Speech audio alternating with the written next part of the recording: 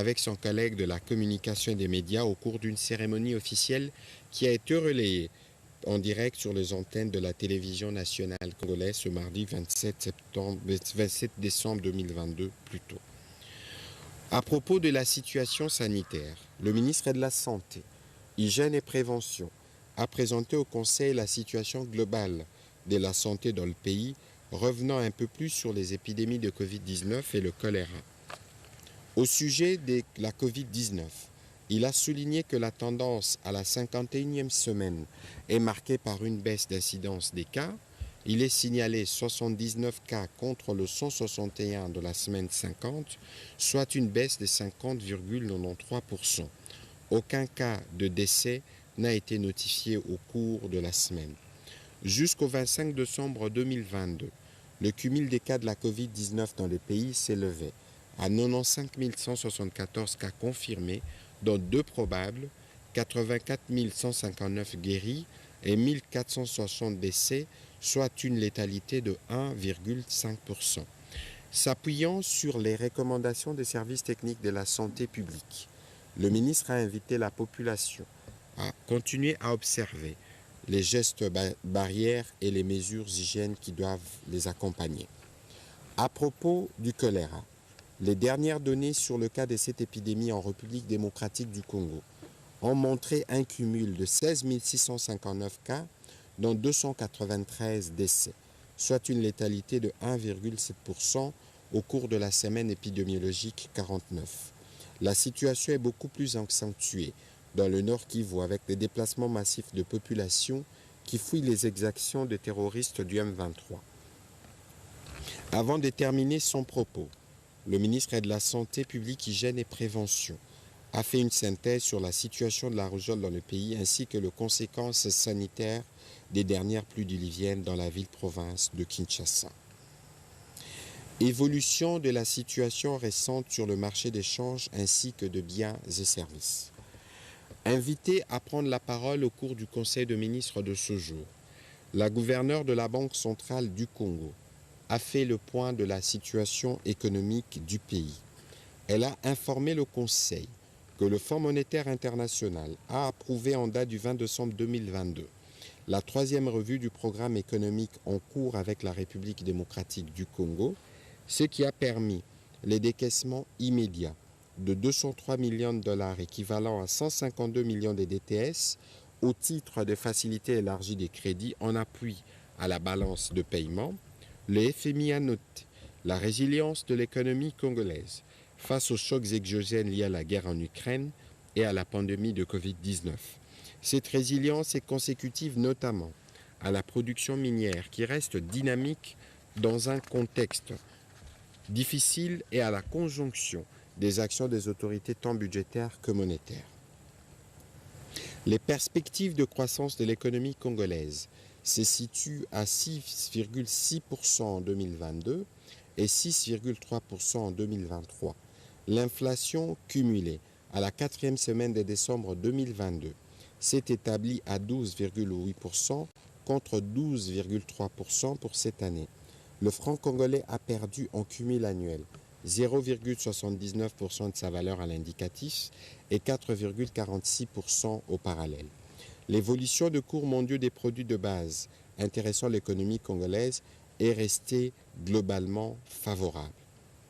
Toutefois, l'économie congolaise reste exposée aux facteurs de risques externes, tels que l'intensification des incertitudes quant à la trajectoire de l'activité productive, de l'inflation et des taux d'intérêt, les nouvelles hausses de prix de l'énergie sur fond de restrictions prises par l'Union européenne et les États-Unis d'Amérique sur les produits énergétiques, la faiblesse du niveau d'activité de l'économie chinoise après plusieurs mois de confinement dû à la pandémie à Covid-19. Pour faire face à ces risques susceptibles d'influencer la conjoncture interne, la gouverneure de la Banque centrale du Congo a recommandé notamment la poursuite de la coordination des actions au niveau des politiques budgétaires et monétaires, la surveillance de facteurs de liquidité bancaire et l'évolution du marché des changes et la mise en œuvre de réformes retenues dans le cadre du programme avec le Fonds monétaire international. Le Conseil a pris acte de ce rapport. Toujours sur ces chapitres de points d'information. Rapport de mission effectué aux États-Unis d'Amérique et au Royaume de Belgique. Le vice-premier ministre, ministre des Affaires étrangères, a fait rapport au Conseil des 2 dernières missions effectuées aux États-Unis d'Amérique et au Royaume de Belgique. À l'étape américaine, il a indiqué qu'il était question de plaider notamment pour la levée de l'obligation de notification au Comité des sanctions des Nations Unies de tout achat d'armes et des munitions qui frappent injustement notre pays, la République démocratique du Congo, depuis 2004. Et la requalification du mandat de la mission de l'Organisation des Nations Unies pour la stabilisation du Congo, MONUSCO, en tenant compte à la fois de la nécessité de la renforcer, selon la recommandation du secrétaire général de l'ONU lui-même, et la demande forte du retrait de cette mission onusienne formulée par les populations congolaises. Plus explicitement, les plaidoyers du vice-premier ministre, ministre des Affaires étrangères, a consisté à démontrer aux membres du Conseil de sécurité les caractères injustes et non fondés de la sanction infligée à notre pays depuis 18 ans, sous forme d'obligation de notifier ces achats d'armes et des munitions au Comité des sanctions de l'ONU, ainsi que l'affaiblissement consécutif de nos forces armées sans moyens de défense appropriés face à l'agression du Rwanda et aux activités criminelles des groupes terroristes dans les M23 et à exiger au Rwanda, par conséquent, le retrait de toute forme de soutien à ces mouvements terroristes conformément aux différents accords souscrits.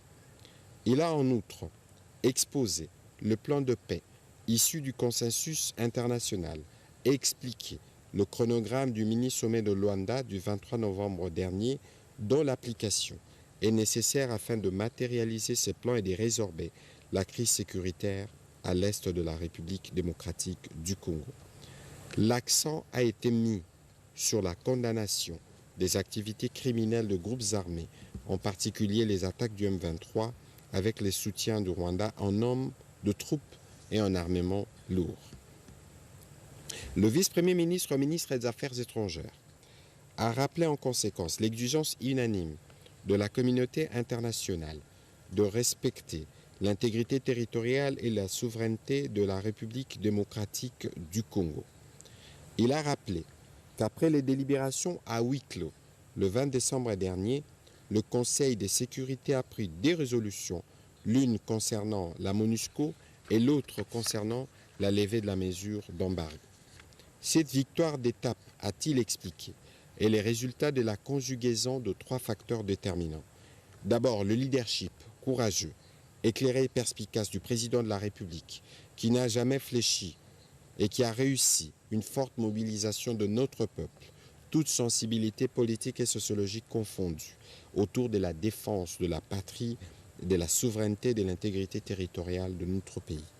Ensuite, l'engagement actif et la détermination de Congolais, acteurs politiques institutionnels et non institutionnels, et membres de la société civile, de faire échec à l'agression de leur pays par le Rwanda sous couvert du M23. Enfin, l'action diplomatique et médiatique du gouvernement de la République sous la haute autorité du président de la République, action qui a réussi à dévoiler les velléités hégémonistes des autorités rwandaises, à rallier la communauté internationale, y compris les alliés du Rwanda, à la cause congolaise et à impliquer sur le terrain des opérations militaires la communauté d'Afrique de l'Est, notamment par les déploiements de sa force régionale dans la province du Nord Kivu. À la seconde étape de sa mission, particulièrement au Royaume de Belgique, le vice-premier ministre, ministre des Affaires étrangères, a précisé qu'il était question pour lui de conclure les travaux de la 4e session de la commission mixte coopération et développement entre la République démocratique du Congo et le Royaume de Belgique et de signer la convention spécifique entre les 2 pays pour une période de 5 ans prenant cours de janvier 2023 en décembre 2027. Avant la clôture de cette session et la signature de la convention, il a été reçu en audience par Sa Majesté le roi Philippe de Belgique, à qui il a transmis un message de fraternité du président de la République. Le Conseil a pris acte de ce rapport. Organisation de la conférence sur la fixation des cadres et structures organiques des administrations de ministères des institutions et des services publics de l'État.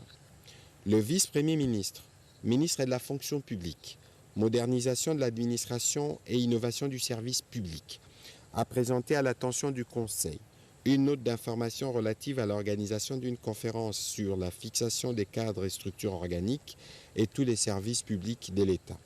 Il a indiqué que cette conférence vise à déterminer les postes d'emploi de chaque service public afin de doter l'État d'un tableau d'effectifs nécessaire au fonctionnement optimal de son appareil administratif. Clarifier les missions de chaque service public de l'État en mettant ainsi fin au chevauchement d'attributions existant dans certains secteurs. Maîtriser les effectifs et la masse salariale de l'administration publique suivant les triptyques un agent, un poste, un salaire. En effet, le vice-premier ministre a indiqué qu'à ce jour, sur les 75 services publics enregistrés, seuls 25 disposent valablement de leurs cadres et structures organiques, ce qui, à coup sûr, constitue globalement un facteur de dysfonctionnement d'une part et crée un retard dans la matérialisation de la maîtrise des effectifs et de la masse salariale d'autre part. Il a en outre indiqué que cette conférence est l'un des accélérateurs majeurs pour la mise en œuvre de la réforme de finances publiques qui prône les basculements vers le budget programme projeté pour l'an 2024, en ce sens qu'elle vise à doter tous les services publics de l'État de certaines structures d'appui clés, en l'occurrence la direction administrative et financière, la direction d'études et planification, la direction des ressources humaines ainsi que la direction des archives et nouvelles technologies de l'information et de la communication. En attendant la finalisation de ces processus, et dans les soucis d'une part de normaliser la gestion de la carrière des agents publics et d'autre part de prévenir toutes sortes de déviations dans l'atteinte de la maîtrise des effectifs et de la masse salariale, le vice-premier ministre, ministre de la fonction publique, a annoncé au Conseil la signature de 2 notes circulaires. La première rappelle à l'attention de tous les responsables administratifs quelques principes fondamentaux régissant les recrutements, l'affectation, la rémunération et l'avancement au grade au sein de l'administration publique.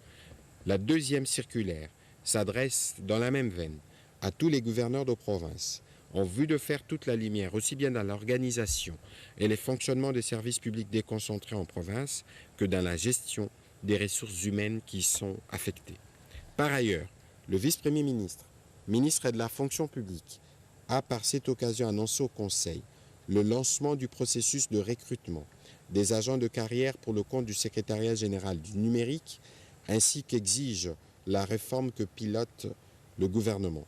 Ces recrutements se feront à la fois sur concours compétitif en vue de donner la chance à tous les jeunes talents du pays disposés d'accompagner la transition numérique de l'État en vertu du principe d'ordre constitutionnel d'égal accès aux emplois publics et les cas échéants pour certains postes sur titre eu égard à la spécificité des profils exigés. Les modalités pratiques d'organisation du concours ainsi que les chronogrammes y afférents seront rendus publics incessamment. À ces sujets, le vice-premier ministre a été complété par le ministre du Numérique. Le Conseil a pris acte de cette note d'information. Au chapitre 3 du Conseil de ministres de ce jour, relatif à l'approbation d'un relevé des décisions du Conseil de ministres, le Conseil de ministres a adopté le relevé des décisions prises lors de la 80e réunion tenue le 9 décembre 2022. Chapitre 4. Examen et adoption d'un dossier. 1. Rapport sur la problématique des inondations et des constructions anarchiques dans la ville-province de Kinshasa.